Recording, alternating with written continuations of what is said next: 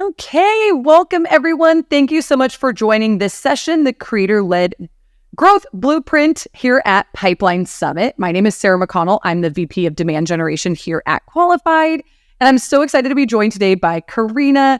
Corrina, can you go ahead and introduce yourself? I'm so excited that you're here. I'm so thrilled to be speaking with you again, Sarah. It's always such a pleasure. My name is Corrina Owens. I am the Chief Evangelist Officer at Purple Cork. We are a virtual and in-person events solution that make brand memories come to life. So thrilled to be here with you and talk about this amazing new movement we're experiencing, the creator-led growth economy. I know, and that is why we wanted to do this session for all of you that are joining us. Is creator-led growth feels very new. It feels very different. Both Corrina and I think, have been on our own journeys of building our audiences and doing creator-led growth. So we wanted to bring this session together to sort of give everyone here an actual blueprint of, if you want to build this at your own organization, or you've started to build it, but you want to optimize it, there's an actual blueprint that goes along with the session that you can download here in Goldcast. So feel free to download that. We're also going to share that link as well. So today we're going to run through it at a high level, but please download that blueprint. It's going to give you all the nitty-gritty details. So Corrina, first up, what's creator-led growth? It is new. I feel like anytime something is new, there's so many different ways that people define it, but how do you think about this? Yes, it's another acronym for me to chat about. Love it. But I think of it really as it's the voice of the customer. And the voice of the customer can be, of course, the voice of your actual customer that's signing your contracts, your personas, etc. But it can also be the people that are at your company. So utilizing like me at another company to try and obtain interest and attract similar like audiences. So I think it's all about how do you enable the voice of the customer of your best fit customers. And now you look at that as kind of like the 80-20 rule, right? So like 20% of your audience like knows you incredibly well and can speak to everything you do, exactly the way you need them to. That will reach then the rest of the 80% that may not know who you are. They may not know what your product does or what your solution solves for. But yeah, it definitely can all start internally first, right? So taking a good look at your employees as internal advocates to help you. So that's how I kind of view it. I really love that definition, because I do think, in my mind, at least when I started this journey, is I thought of creator-led growth as that second part of like only your employees, like who are your, to throw more acronyms in, like who are your SMEs internally? How can you start to evangelize them? But it goes beyond that. I love the idea of bringing like the customer voice into it. And it is about content first. It doesn't have to be your employee content. It's just the content that is sharing the voice of your company, and it's reaching your audience where they are at. So Corrina, when you think about creator-led growth and you think about doing an organization, you've obviously done this for some time now.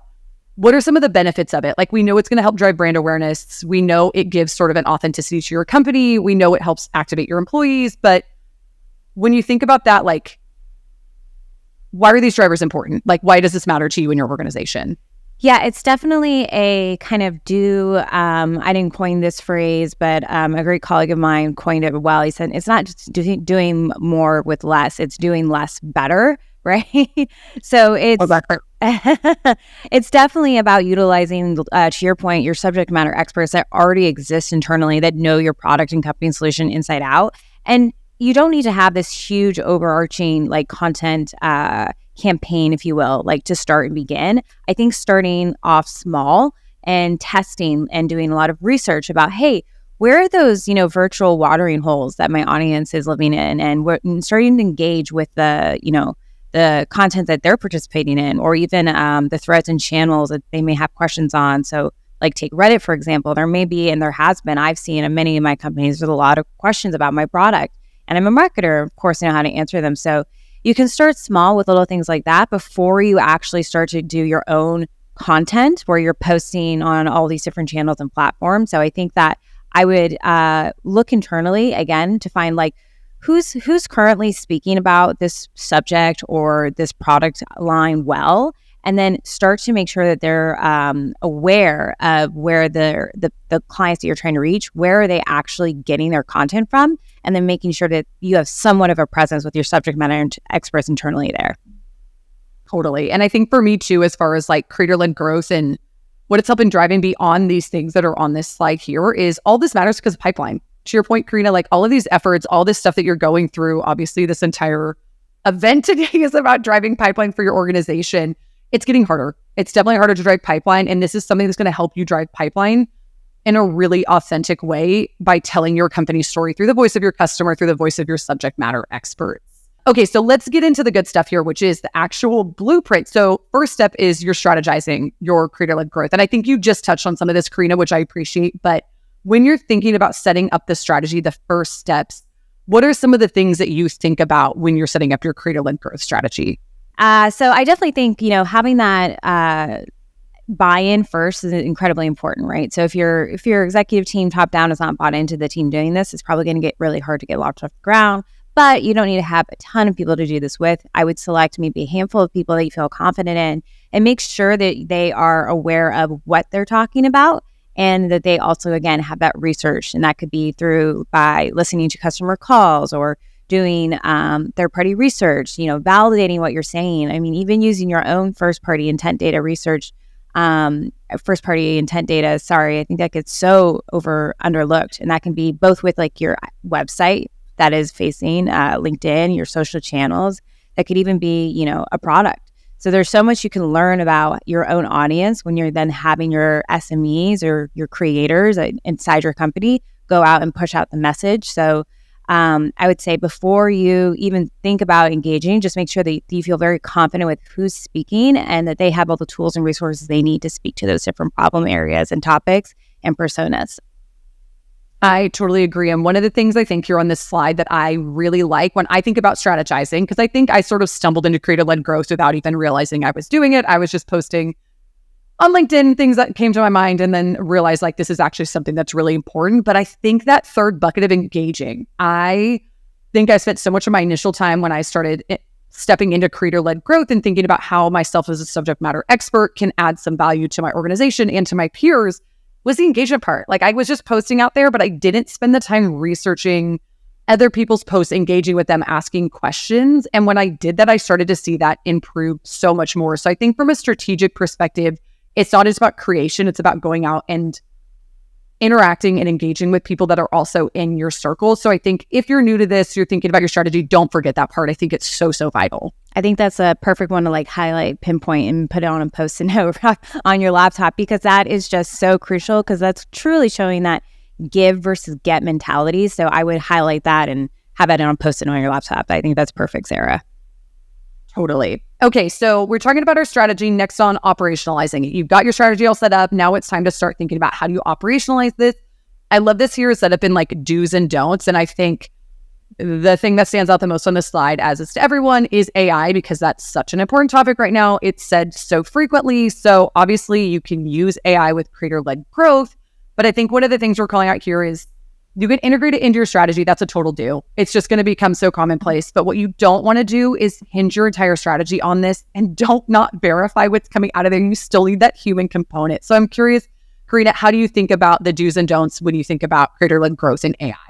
Yeah, I think that, I'm not afraid of AI, and, I don't think that an AI yet has replaced me and it can't, right? Like there's so much to a person still that's all about being original and being intentional in what you're saying. Your own voice is really going to come through between Sarah and I, right? Like we sound differently in person, in real life, and we sound that same way online. So it's really important to make sure that you're being original and thoughtful and using your voice, and just try and remove that fear factor from the equation about that. Also, remember that you're here to help. So like we said earlier, it's definitely that give versus get mentality. And again, just try not to be too salesy. We understand that pipeline is the end goal here, but you're not going to get there just at, out front right out of the gate. So I think that, blends really well to what you're going to speak to next. If you pin the other thing, I want to pin that is like, just don't make it so. I think that's so important. That's not even on the slide. Is I think we're all trying to drive pipeline, but if you approach your creator-led growth from selling your product first, it falls flat. Like I've done it. I've seen it. Let me be your guinea pig. Don't do it, because it does not resonate.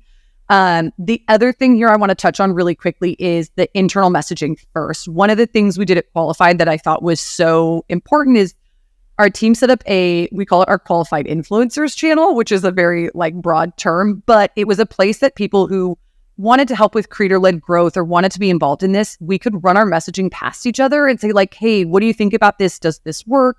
And use that internal I guess, like sounding board before I just let it loose in the wild. And that was incredibly helpful for me to like hone in my messaging and was I saying it right? And like, how are people perceiving that messaging? Yes, no, I totally agree, Sarah. And I think it's so important to realize that you can not only run this past, your internal team. The Slack channel is such a brilliant idea, but you can also run it past your peers, right? So Sarah, you could run that past your, different communities you're in of heads of marketing and, chief marketing officer groups. Make sure that that message sounds authentically you, people that know you, and then it is authentic to, again, the message that you're trying to deliver. So I think that's a great point. Awesome. And I think to the point you said authentic there, from an execution standpoint, how we put it here, you're out in the wild, like you're actually doing this. Corrina, you've been a voice that I've respected for so long, just in the marketing community, the LinkedIn community. So I'd love to hear from you, like, what have you learned when you've gone through execution here about being authentic to yourself and using your voice in a creator-led growth perspective? Thanks, Sarah. I feel the same way about you. I mean, you're somebody that actually always brings, like, if I see your post, I'm excited to see it because I know it's going to be positive or it's going to be funny or it's going to be informative. And I think that that's kind of the key here is we as humans are so complex.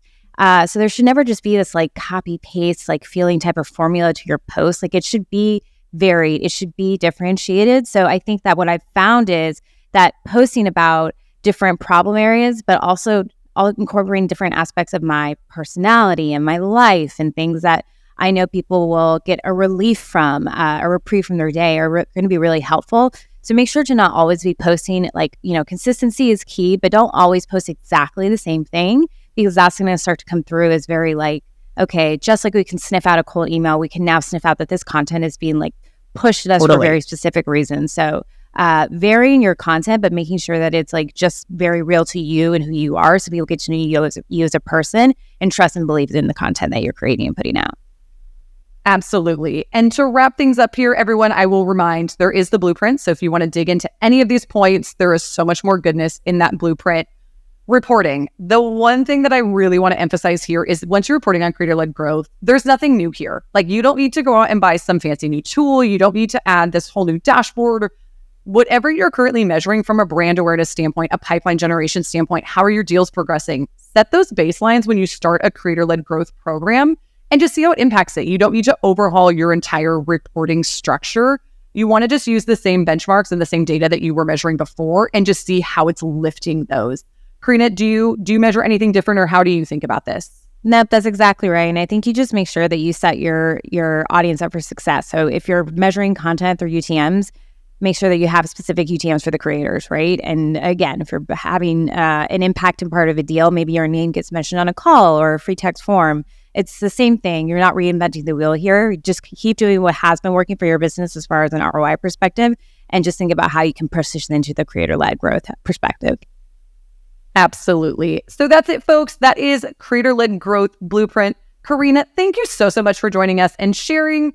Everyone that's here, again, if you want to dig into each one of those points, please go download our blueprint. Thank you so much. Thank you.